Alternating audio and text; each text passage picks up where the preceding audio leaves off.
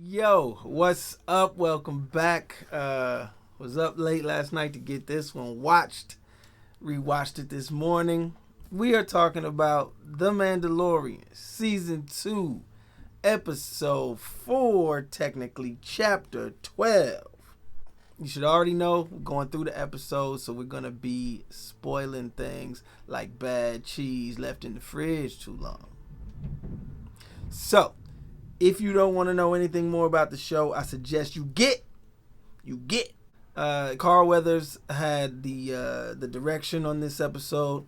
And it was really cool because this one had a little bit of his humor. You could see it. You know, there were aspects of it that were humorous, and then it got a little bit dark. But I loved a lot of the callbacks. They weren't so much bad fan service. They were just callbacks to in-universe references. And I love that because it gave you all the feel of a Star Wars viewing experience in a television live action episode. I've seen a lot of people call it a bridge episode, not a filler. And I do think that it is a bridge episode because it gives you pathways to a couple of other properties that are already there, or storylines that are already there.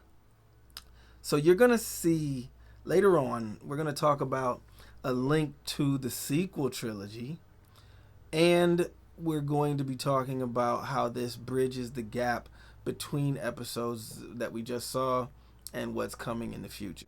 We start out on the Razor Crest. They're coming in. They know they're not going to make it to Corvus, so they need to maybe have a stopover somewhere. And Baby Yoda is down in this chute, messing with wires. You know, he's just a baby, even at 50 years old. He's cooing and, doing his thing and holding positive, negative wires. And Mando is trying to get him to understand what he's saying. What I like about this is that it was kind of calling back to shots from the original trilogy where, Han and Chewie would be working on the Falcon as it's limping along, trying to get it to work the right way so they can escape or get someplace. So Baby Yoda was playing Mando's Chewie at this point, which I found kind of funny. The scene goes to Navarro. We are down where the covert was once at. I found that an interesting link, not necessarily a callback, but it was an interesting link. That this den, this hidden covert den, had become a sort of base for criminal operations. So they're making that comparison. They're making that parallel between this hidden space being criminal or at least outside of the law. And that's kind of what the Mandalorians were. We also find that as he is a child of the Watch, more of that comes into play. So, I just found it interesting that that's the place that they went on Navarro when they could have had any other place highlighted. They highlighted that place, and they made sure that you knew so because the sigil was down. The classic Mandalorian mythosaur sigil was down, and you could see the shaded space where it was at, and the wall was dirty. So that was interesting. An Aqualish gang, or Walrus Man gang, they were in there, kind of divvying up the spoils. I didn't so much like the little ferret puppet. Like, I don't know what the purpose of it being there. It was kind of old school actual puppetry. It wasn't CGI. It was kind of this matted, dusty ferret. And it later shows up in the episode, so maybe it's a foil to Cara Dune's, harder, militaristic persona, and this gave her something to be soft against, to play against. Maybe. I don't know. I just don't think it was necessary. I think sometimes they shove puppets into Star Wars properties to see if they can up the cute factor. And really, it didn't do anything for the story. But the Marshal, they say the Marshal's here. And I found that really interesting because another callback to a marshal, to this sort of Western law and order that they have going on in the show. This motif is going to be repeated, I believe. That's just the feel of the show. It's the motif of the show, and we saw, the marshal back on Tatooine, played by Timothy Olyphant, the Cobb Vanth character, also being called the Marshal. And actually, I think his episode was called the Marshal. Anyway, that was an interesting callback, I think, to call her the Marshal, but also to set the tone that she and Greef Karga were now the authorities on this outpost world. You get a lot of that because we're on the Outer Rim. We're operating on the Outer Rim. We're not in the core worlds. And so you're getting this Western trope all over the place because these are unsettled or newly settled territories. They don't, not even the Empire could settle them, Greef Karga says later in the episode. And so the show is holding true. Now, I hope they continue to keep it a little bit tongue-in-cheek and not dive all the way into it, because we still are watching a space show. I made the reference in the last review that it's very much like Firefly for me. It's very much like the Serenity and Firefly universe by Joss Whedon. And they did a great job there of barely referencing this Western motif, this Western in space kind of motif and the tropes that go with it. And they did a good job of not taking you out, not pulling you out of the fact that you were in space. That was part of the narrative. And so I hope that the Mandalorian continues to do that, is keep us in space. We love the frontier aspect, but let's not turn it into a full-on spaghetti western in space. Like, keep us in space. We got a little bit of a Lando callback. So they're coming in. They're flying in. The Razor Crest comes in, lands. You can see the doors kind of shimmying and shaking and rattling as he's coming in. They obviously come out to meet him because they saw him on the scanners. And I think it was kind of cool. It was subtle. I don't know if many people caught it, but Greef Karga says, I'll get my best people on it. Now, Lando said that the last time that there was a double cross, he was in on it. Lando was in on the double cross when he got his best people on it last time. This time, I don't think Greef Karga was in on it. I think he was surprised, and you can see it later in the episode when he covers for the Mando when the Razor Crest is brought up. But he got his best people on it. We get a little shady look that clues us into something with that species that's working on it with the human mechanic. So we know something's going down. We know something's going to happen. We find that out later. You see the marketplaces bustling and doing well. And then they get to the place where Moff Gideon had sieged them inside what was a bar, or at least it was the headquarters of the previous client for Mando, the Imperial linked money man there. And even Mando is saying, wow, this place is still standing. And you go inside and you find out it's a school, which is kind of cool. Younglings are back in the universe. Other than Baby Yoda, the child, we don't see a lot of younglings except for in, I believe it was the episode where they went to that planet and there was the village that Mando almost found a girlfriend. And there were younglings there who gathered around the child. It's kind of a similar thing here where they go into this school and there's a group of younglings. We don't see kids in the universe a lot. And I think that's really cool to show, to widen the world and to show the family aspect. Like, okay, these are kids. There's obviously families. There's a marketplace. It gave you feelings of Batuu, walking through this marketplace out at Galaxy's Edge. I think that that's really cool that they're bringing in a wider scope to show that there are regular people out in this wild world, out in the Outer Rim. So I think that's pretty cool.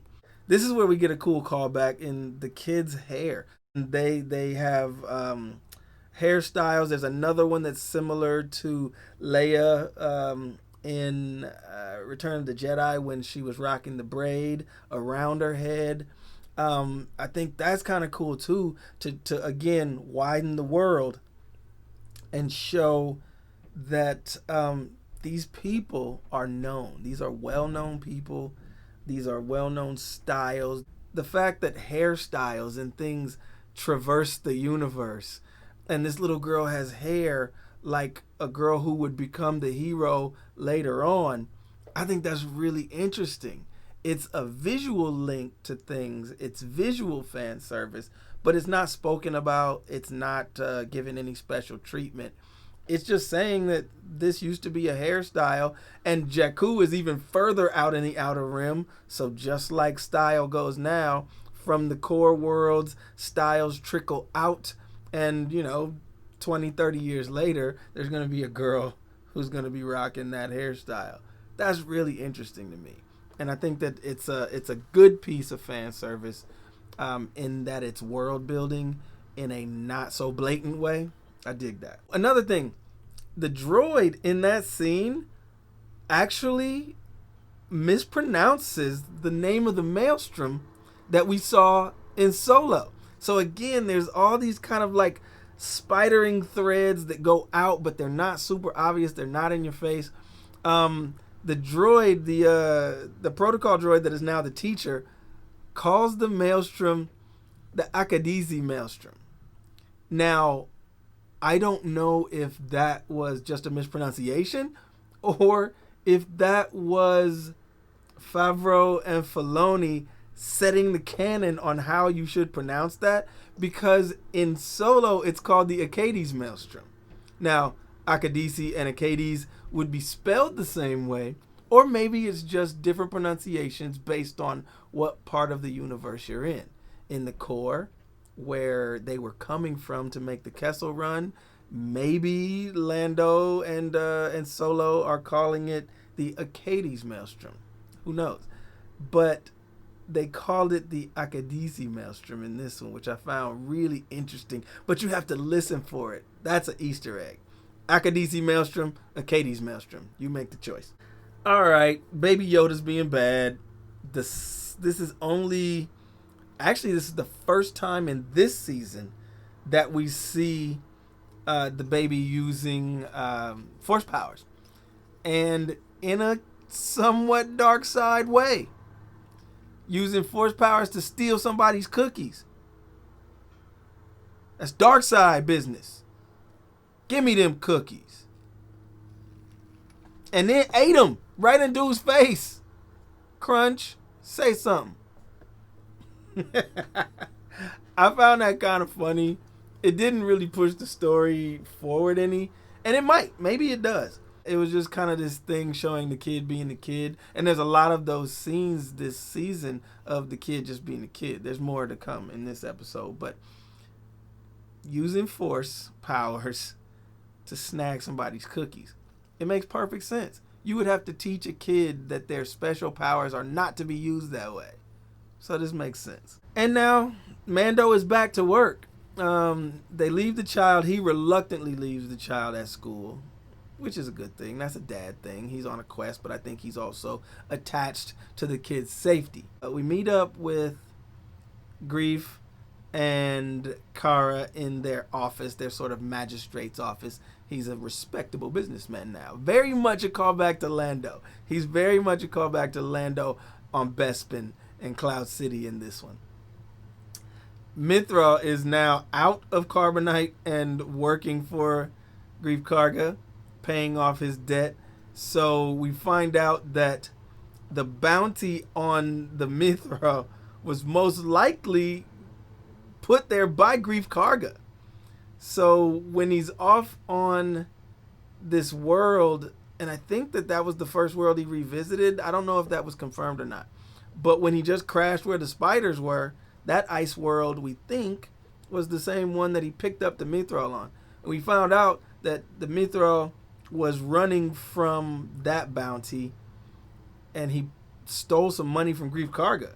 So now he's unthawed and working that debt off for Grief Karga. Again, little callbacks to bind the world together. This is the connective tissue that may be unimportant to story, but it is very important to world building.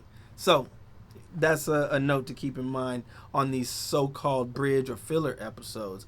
A lot of times this is the tie that binds, even though it is not the main thread. They put him on mission again, and the mission is they have an Imperial outpost that's a sort of forward staging post, they think, and they're going to go, they have to blow it up to make this world safe and get rid of the Empire for good. Now they can become a true trading post, and they got to go deal with this. So they hop in the speeder. It's kind of a callback to Luke's speeder. Very much is like him tooling back and forth to Mos Eisley Spaceport in his speeder. It's kind of cool to see. Again, connective tissue, reminders that you're in this world, and this world has common manufacturing. They've got corporations that make certain things. These things are spread throughout the galaxy, so of course you're going to see them. Okay, so they're in here. They're in the assault on. Well, it's not really an assault. It's kind of a covert mission. Yeah. So they're on the mission to get into this base. It's built on some kind of lava flow. And so they basically, once they turn the coolant lines off, the place is going to blow sky high. Great. Let's get in here, do that, get in, get out. It's never going to work that way, you know. They're in the base. They've infiltrated the base. They find out that there's a few more troops there. It's not an empty base. But Mando takes care of them up top, lets everybody in, they go up. At that point down at the lift, Cara Dune says the I guess curse du jour of the Outer Rim. She says Dank Farrik again. And I'm like, okay, is that just the MF of the Outer Rim? Like, does everyone say that? Because we've seen Mando say it, we've seen Bo-Katan and her crew say it, and now we have Cara Dune, who doesn't know those others, but she says it. So maybe Dank Farrik is really, really raw, and you shouldn't be saying that. And so they get inside, and this is what I love. When you get Imperial hallway action, you know it's going down. So they're in the Imperial hallway, they're walking the hallways, the music starts to ramp up. You know that some action is coming. This is the sort of set piece of the show, of this episode. And it frames off nicely, you know, the camera angles and as the slanted sort of triangular hallways that they're walking down frame, they have rhythm. I love the Imperial hallways. You just know things are going down if you're in Imperial hallways. There's a callback to Obi-Wan's airwalk on the walkway when Mithra goes over to start shutting down the lava chamber, shutting down the coolant lines in the lava chamber. He calls it out though. He goes, "There's no railing on this thing. You know, there's no guardrail." And I think we're all thinking it, but that's what makes it sort of trepidatious. Like, is he gonna make it? Then they come upon a station that has bodies, like bodies in tanks, and they're misshapen, deformed, obviously being studied. And when they come in, the guys freak out, and you see them loading it onto a disc. He's like, "Get it loaded, get it saved." But when they come in, he's like, "Screw it, destroy it," and they start shooting the console. They get dealt with real quickly, and everybody's like, "What the hell? Hey, yo, what the hell? What is this?" There's some people who are saying, and I mean, they're going really deep cut on it, where they're saying one of them looked like Snoke. Now, this is many, many years before Snoke, but they say one of them looked like Snoke. But it is obviously deformed. You can see sort of the cranial crack. They're obviously being experimented on. So I don't know if they're splicing genes, splicing DNA, whatnot. But on the console, Mithra goes and he finds a recording. And it's the Doctor from episode 1, season 1. He's saying that they didn't have enough blood. The experiments were on volunteers. So I don't know. It's the Empire. Do you really think somebody volunteered to be in this? But they call them volunteers. And then he mentions M-blood. Are they bringing midichlorians back into the explanation of the Force and of powers? So they're thinking that this blood, rich with midichlorians, being transfused into another donor would somehow allow them to harbor Force powers. But their body, like a blood type, like type O, type A, type B, type M, midichlorian blood would have to be accepted. And he's saying that the donors are rejecting. The donor bodies are rejecting this blood, and they don't have enough blood because they could only take so much from the child before killing it. So when people were thinking that Baby Yoda was a clone, and this goes back to the Ugnaught saying, I don't think this is a clone, this is organic. It's too ugly to not be organic. I think this proves that point, because they're taking this blood. So Baby Yoda wasn't being cloned as much as it was the donor source for M-blood. Crazy.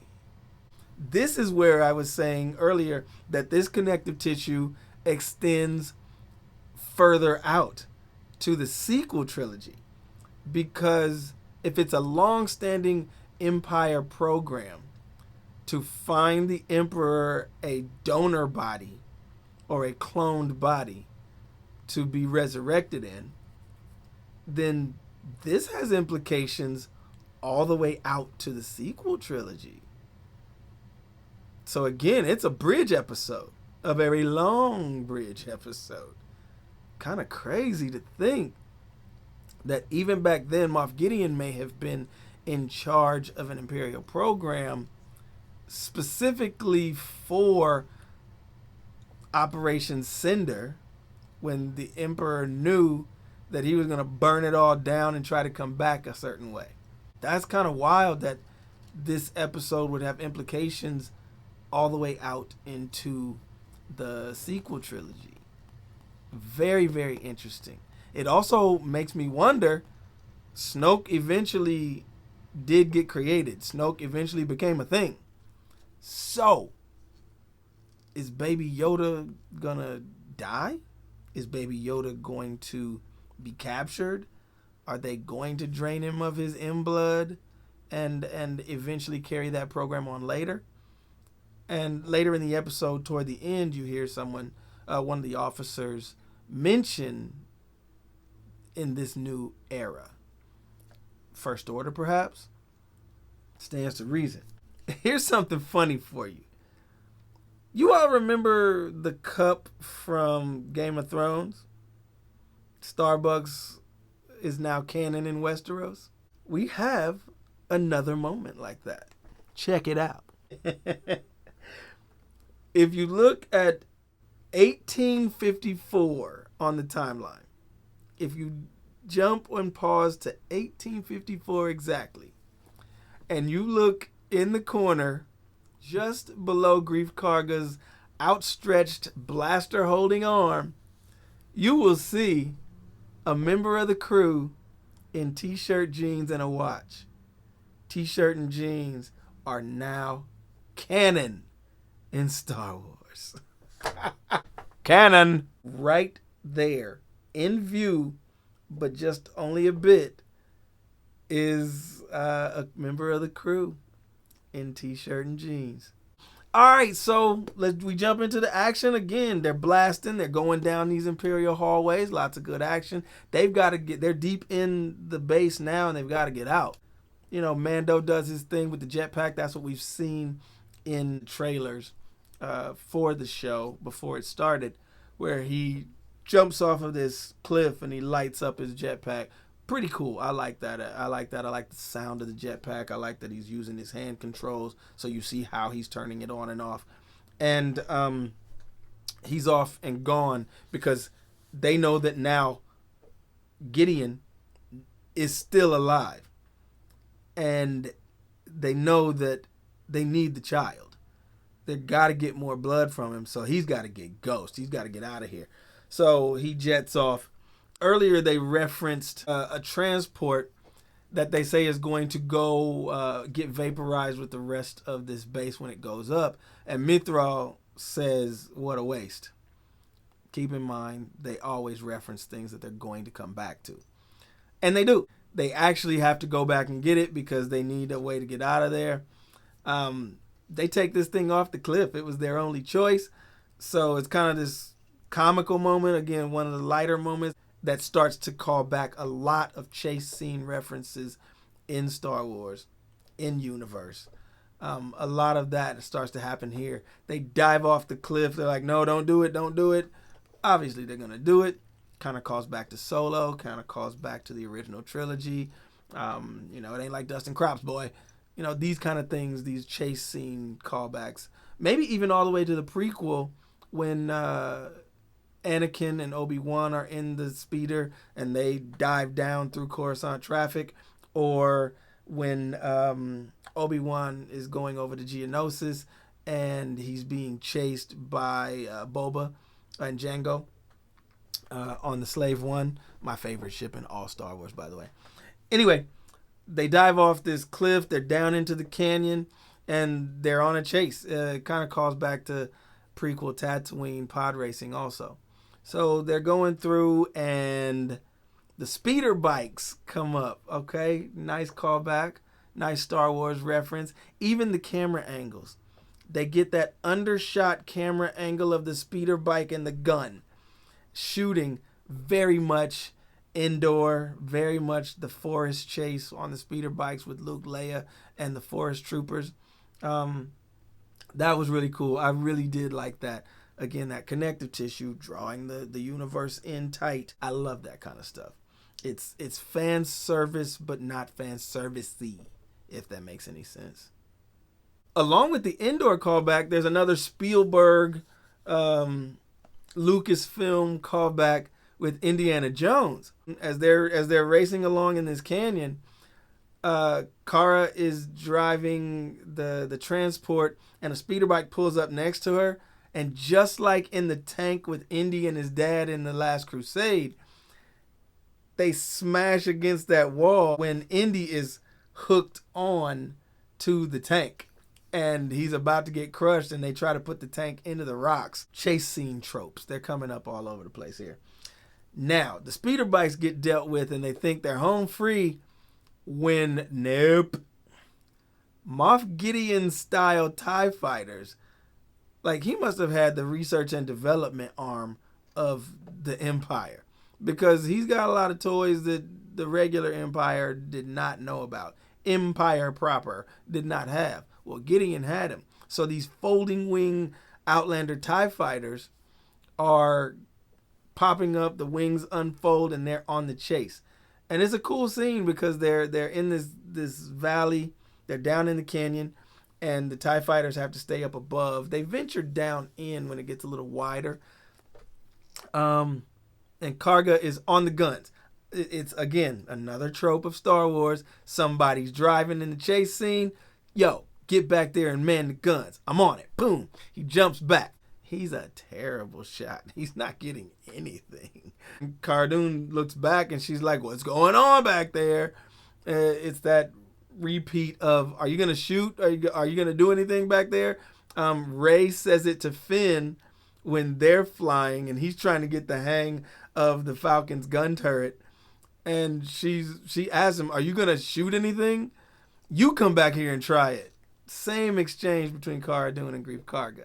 Connective tissue. He finally does hit something. TIE fighter rolls in, smashes up. They've got 3 TIE fighters left to fight. They're almost home free. These must be the quickest mechanics on the planet because the Razor Crest is back in action. Running perfectly. Like, I need them to work on my car. Like, fellas, can you get it done minus the tracking device you're about to put on it? He zooms in, boom, boom, boom, boom, saves the day. He's already got the baby with him. So Baby Yoda is strapped into his seat, still holding the stolen space macaroons. Dark side energy. They're on a chase, kind of, Iron Man style, Jon Favreau.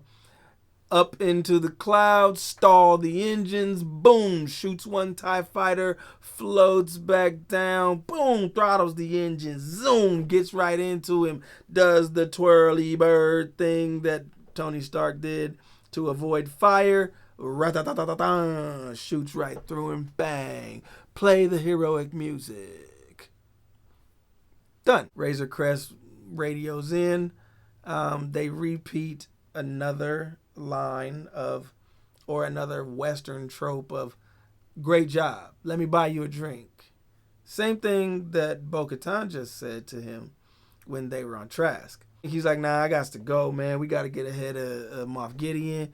We got too much heat. We out. We'll see y'all later. Peace. Be good. But that's when you find out that the tracking device had been planted by Shady Mechanic number 2. So the Imperial officer says, you'll be rewarded in the new era. Thank you. Makes her walk and talk over to Moff Gideon. Moff Gideon, slow turn, slow burn. We finally get Giancarlo Esposito on camera, in frame, looking all smoldering. And he says, good, we'll be ready. And when he's referencing we'll be ready, they pull back. And he's got what a lot of people are thinking are dark troopers. Some are saying they're dark troopers. They're android troopers. Obviously, they're bolted to the wall. They're not organic. They're mechanical. They kind of look like the Death Troopers from Rogue One. They're not as slender and tall.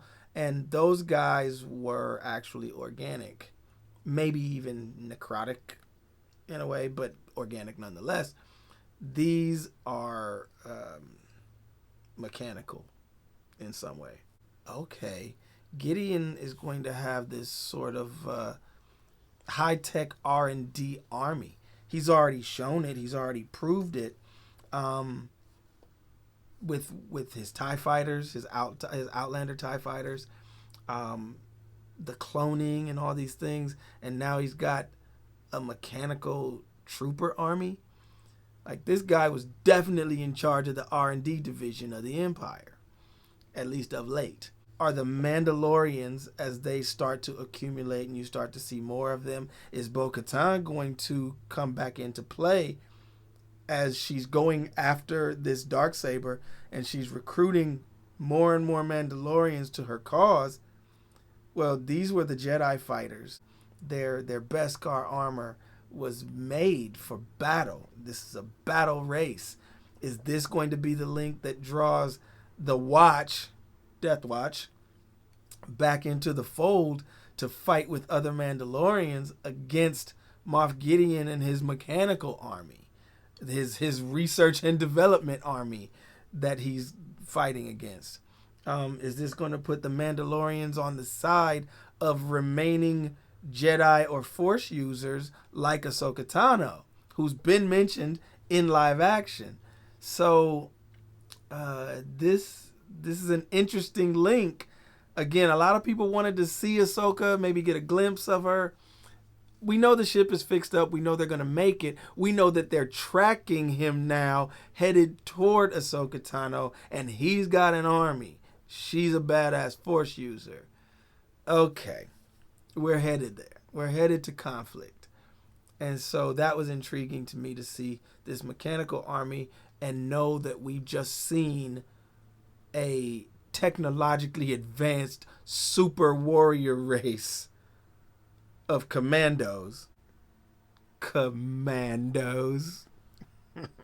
Take that one. Use it. You're welcome. Shouts out to my Star Wars crew. Shouts out to my man Adam Turner. We're probably going to be doing some analysis together, some rewatches. Shouts out to Rexin Around. As always, they are my my anchor in this Star Wars stuff, this positive community. I love it. Shouts out to Star Wars Theory and Den of Nerds, who I watched last night and kind of got a little bit of links and info from. Props to you. Thank you very much. Yeah, have fun with this episode. We'll be back with you, and thanks for watching. All right, peace.